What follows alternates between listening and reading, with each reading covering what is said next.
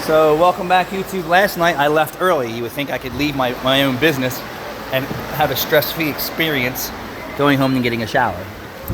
Well, not the case. So the story is, how much can we make an exhaust system for a Jeep Wrangler? What year was that Wrangler? An 01? The Wrangler from last night. 90-something Cherokee for exhaust. Rachel does her job and provides a direct fit estimate. And of course he doesn't want to fix that. So then she calls me and says, hey, what can we do a universal exhaust system for? And like, $750. I was like, make it $650. I'll give him a good deal.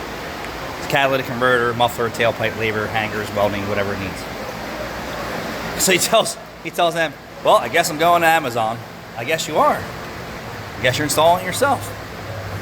Little did they tell me that they had to start the car with a fucking screwdriver to get in the shop. And then Jude said there was bottles of fluid all over the place because he keeps adding shit to his car. Well, if I'm going to a repair shop and I'm starting my car with a screwdriver, you think you want to ask how much is a new ignition switch and a key? Yeah. Not how much is a muffler that I've already been shopping on Amazon for. What do you think? You're going to come to a shop and get Amazon prices? I priced the muffler and tailpipe for my 04 Wrangler. It was like $200 my cost, and then up. That was the lowest that I could find. I'm like, because I didn't feel like making it. So for $45, I used my muffler and tailpipe and made everything here. But $200 was the cost for a muffler and tail. It can't be that much more or less from Amazon. On top, he needs a catalytic converter. On top, he's got to install that crap too. That probably won't fit and he won't be able to. But then after all that bullshit, right? Well, I don't want to fix it, right? So it's cold, we have the doors down, so we shut the car off and we put it down. They can't get it fucking started because the guy is backing out now. So they call me again, I'm like, what's up? We can't get his car started. I'm like, why?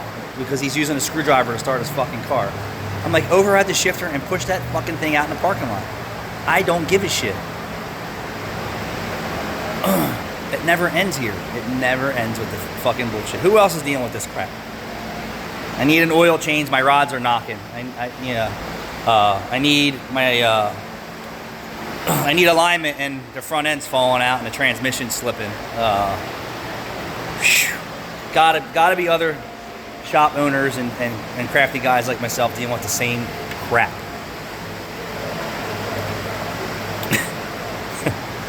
I just did an exhaust job on a Ford Escape that he went to Pep Boys and spent an astronomical amount of money for most of his exhaust system. And they didn't try and sell him the rest of it, which was already fucking shot and fell apart. He never went back there, he came here. So my visual inspection before I went into the shop was the engine lights on, the gas cap lights on. I bring it in the shop, we drive up the ramps, and I hear the front end knocking and rattling. So, document the condition, says if he wants to check engine light and gas cap light diagnosed, there's a charge. Put it up in the air, needs 2 partial front pipes, needs some brakes, and it needs engine diagnostic. Well, here it is Saturday, he shows up for his appointment. Thank you, he was on time, for once. I do the job, and then I put the car outside, and comes back in and says, my engine light's still on. And I was like, yeah? He's like, well, I think it has something to do with the exhaust. I'm like, no. It was on before we worked on it. It was on before I got it in the shop today, and it's going to be on unless you want a diagnostic to figure out why the gas cap light and the engine light is on. So Rachel comes out here and says, well, what do you want to do? I'm like, well, it's $90 for me to diagnose this problem. So he doesn't want to do that. Well, then he can drive around and see if his engine light's going to go off by itself. And here's another one. Jude does a tire monitor on it. So we finally got the Honda tire monitor, and we moved through this bullshit with aftermarket parts. And then I'm in 3-bay doing the exhaust. He's in 1-bay doing the tire.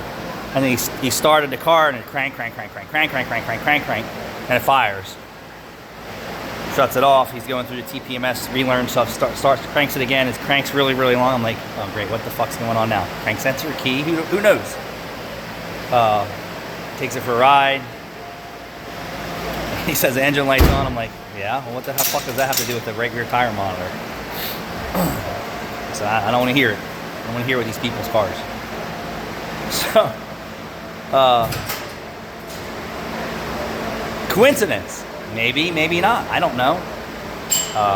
Was it on before we worked on it? No.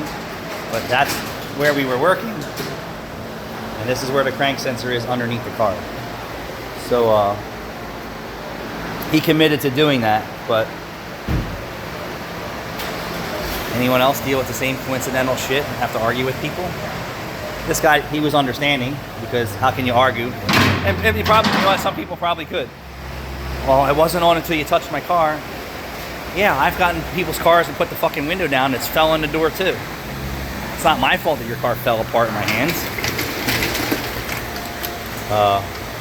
So coincidences do happen. Another day in the life at Meineke Cinnaminson. Stay tuned. We'll have some more adventures. Thanks for watching.